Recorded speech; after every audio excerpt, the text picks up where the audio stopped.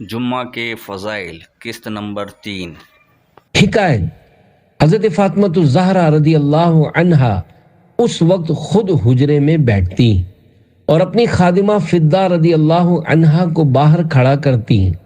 جب آفتاب ڈوبنے لگتا تو خادمہ آپ کو خبر دیتی۔ اس کی خبر پر سیدہ اپنے ہاتھ دعا کے لیے اٹھاتی۔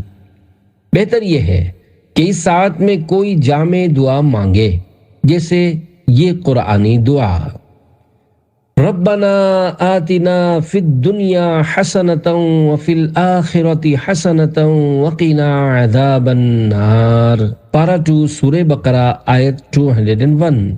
ترجمہ کنز الایمان: اے رب ہمارے، ہمیں دنیا میں بھلائی دے اور ہمیں آخرت میں بھلائی دے اور ہمیں عذاب دوزخ سے بچا۔ دعا کی نیت سے درود شریف بھی پڑھ سکتے ہیں کہ درود پاک بھی عظیم الشان دعا ہے۔ ہر جمعہ کو 1,44 لاکھ جہنم سے آزاد۔ سرکار مدینہ صلی اللہ علیہ وآلہ وسلم کا فرمان عالی شان ہے۔ جمعہ کے دن اور رات میں 24 گھنٹے ہیں۔ کوئی گھنٹہ ایسا نہیں جس میں اللہ پاک جہنم سے 6 لاکھ آزاد نہ کرتا ہو جن پر جہنم واجب ہو گیا تھا۔ عذاب قبر سے محفوظ۔ تاجدار مدینہ منورہ سلطان مکہ مکرمہ صلی اللہ علیہ وآلہ وسلم نے ارشاد فرمایا: جو روز جمعہ یا شب جمعہ یعنی جمعرات اور جمعہ کی درمیانی شب مرے گا، عذاب قبر سے بچا لیا جائے گا، اور قیامت کے دن اس طرح آئے گا کہ اس پر شہیدوں کی مہر ہوگی۔ جمعہ تا جمعہ گناہوں کی معافی۔ حضرت سلمان فارسی رضی اللہ عنہ سے مروی ہے، سلطان دو جہان صلی اللہ علیہ وآلہ وسلم کا فرمان عالی شان ہے: جو شخص جمعہ کے دن نہائے اور جس طہارت یعنی پاکیزگی کی استطاعت یعنی طاقت ہو کرے اور تیل لگائے اور گھر میں جو خوشبو ہو ملے، پھر نماز کو نکلے اور 2 شخصوں میں جدائی نہ کرے، یعنی 2 شخص بیٹھے ہوئے ہوں انہیں ہٹا کر بیچ میں نہ بیٹھے، اور جو نماز اس کے لیے لکھی گئی ہے پڑھے، اور امام جب خطبہ پڑھے تو چپ رہے، اس کے لیے ان گناہوں کی جو اس جمعہ اور دوسرے جمعہ کے درمیان ہیں مغفرت ہو جائے گی۔ تذکرہ حضرت سلمان فارسی رضی اللہ عنہ۔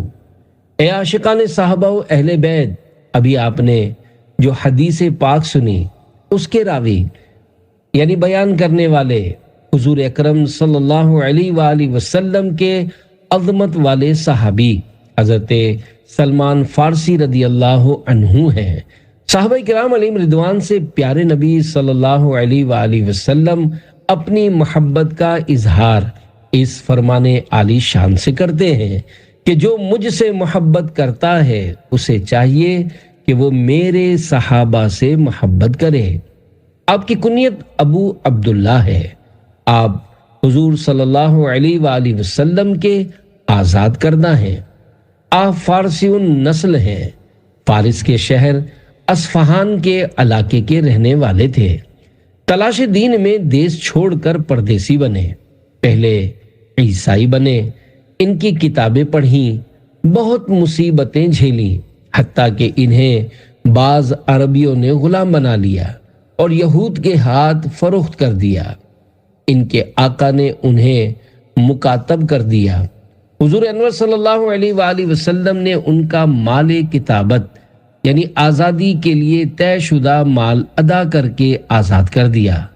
آپ 10 سے زیادہ آقاؤں کے پاس پہنچے، حتیٰ کہ حضور انور صلی اللہ علیہ وآلہ وسلم تک پہنچ گئے۔ مکاتب اس غلام کو کہتے ہیں جس نے اپنے آقا سے مال کی ادائیگی کے بدلے آزادی کا معاہدہ کیا ہوا ہو۔ آزادی کے بعد تمام غزوات میں شرکت۔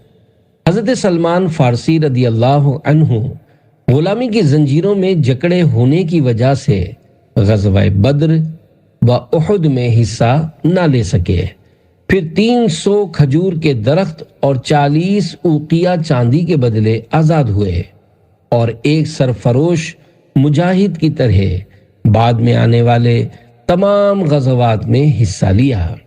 غزوہ خندق میں خندق کھودنے کا مشورہ بھی آپ ہی کا تھا۔ سیدنا سلمان کی شان۔ سرور کونین صلی اللہ علیہ وآلہ وسلم سے سلمان فارسی رضی اللہ عنہ کو والہانہ محبت تھی۔ اپنے وقت کا زیادہ تر حصہ دربار رسالت میں گزارتے اور فیضان مصطفیٰ سے مالا مال ہوتے ہیں۔ اس کے بدلے میں بارگاہ رسالت سے سلمان منا اہل البیت، یعنی سلمان ہمارے اہل بیت سے ہیں، جیسی خوشخبری سننے کی سعادت پائی۔ ایک اور مقام پر اس عظیم بشارت سے سرفراز ہوئے کہ جنت سلمان فارسی کی مشتاق یعنی آرزومند ہے۔ سادگی کی انوکھی حکایت۔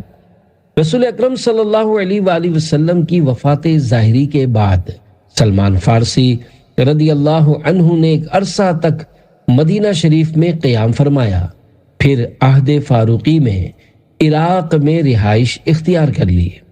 کچھ عرصے بعد حضرت عمر فاروق اعظم رضی اللہ عنہ نے آپ کو مدائن کا گورنر مقرر کر دیا۔ گورنر کے اہم اور بڑے عہدے پر فائز ہونے کے باوجود آپ نے بڑی سادہ زندگی گزاری۔ ایک دن مدائن کے بازار میں جا رہے تھے، ایک ناواقف شخص نے آپ کو مزدور سمجھ کر اپنا سامان اٹھانے کے لیے کہا۔ آپ چپ چاپ سامان اٹھا کر اس کے پیچھے چلنے لگے۔ لوگوں نے دیکھا تو کہا، اے صحابی رسول، آپ نے بوجھ کیوں اٹھا رکھا ہے؟ لائیے ہم اسے اٹھا لیتے ہیں۔ سامان کا مالک ہکا بکا رہ گیا، پھر نہایت شرمسار ہو کر آپ سے معافی مانگی اور سامان اتروانا چاہا، لیکن آپ نے فرمایا، میں نے تمہارا سامان اٹھانے کی نیت کی تھی، اب اسے تمہارے گھر تک پہنچا کر ہی دم لوں گا۔ پوری تنخواہ مساکین میں تقسیم فرما دیتے۔ حضرت سلمان فارسی رضی اللہ عنہ راہ خدا میں مال خرچ کرنا خوب پسند کرتے تھے، چنانچہ بطور تنخواہ 4 یا 5 ہزار درہم ملتے، لیکن پوری تنخواہ مساکین میں تقسیم فرما دیتے اور خود کھجور کے پتوں سے ٹوکریاں بنا کر چند درہم کماتے اور اسی پر اپنا گزر بسر کرتے تھے۔ اللہ رب العزت کی ان سب پر رحمت ہو اور ان کے صدقے ہماری بے حساب مغفرت ہو، آمین بجاہ خاتم النبیین صلی اللہ علیہ وآلہ وسلم۔ ہمیں عزت عنایت ہو، کبھی بھی خوار مت کرنا، خدا سلمان کا صدقہ ہماری مغفرت کرنا۔ صلو علی الحبیب صلی اللہ علی محمد۔ 200 سال کی عبادت کا ثواب۔ اپنی امت سے پیار کرنے والے پیارے پیارے آقا صلی اللہ علیہ وآلہ وسلم نے ارشاد فرمایا، جو جمعہ کے دن نہائے اس کے گناہ اور خطائیں مٹا دی جاتی ہیں، اور جب چلنا شروع کیا تو ہر قدم پر 20 نیکیاں لکھی جاتی ہیں، اور دوسری روایت میں ہے ہر قدم پر 20 سال کا عمل لکھا جاتا ہے، اور جب نماز سے فارغ ہو تو اسے 200 برس کے عمل کا اجر ملتا ہے۔ مرحوم والدین کو ہر جمعہ اعمال پیش ہوتے ہیں۔ غم زدوں کے غم دور کرنے والے خوش اخلاق آقا صلی اللہ علیہ وآلہ وسلم نے ارشاد فرمایا، پیر اور جمعرات کو اللہ پاک کے حضور اعمال پیش ہوتے ہیں، اور انبیاء کرام علیہم السلام اور ماں باپ کے سامنے ہر جمعہ کو وہ نیکیوں پر خوش ہوتے ہیں، اور ان کے چہروں کی صفائی و تابش یعنی چمک دمک بڑھ جاتی ہے۔ تو اللہ سے ڈرو اور اپنے وفات پانے والوں کو اپنے گناہوں سے رنج نہ پہنچاؤ۔